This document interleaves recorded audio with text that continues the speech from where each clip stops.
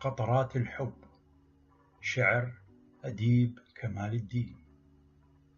كانت تقطر قطرات الحب قطرة قطرة في فمي، وهي تحاول أن تطفئ عطشي الجنوني ورغباتي الجنونية.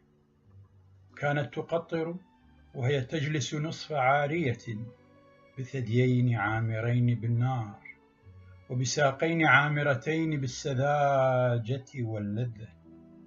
كانت تقطر وهي تجلس فوق سريري الضيق في غرفتي الخضراء ذات الستائر الثقيلة، خوفا من جيراني الفضوليين. في درج المؤدي إلى جهنم المظلمة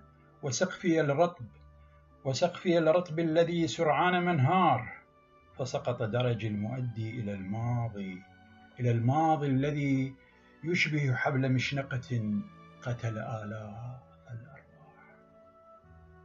وسقط جيراني الفضوليون الواحد تلو الآخر، وسقطت ستائري الثقيلة، وسقطت غرفتي الخضراء، وسقط سريري الضيق، ثم سقطت أنا عضوا فعضوا إلى القاع، إلى جهنم المظلمة، إلى الماضي الذي يشبه حبل مشنقة قتل آلاف الأرواح.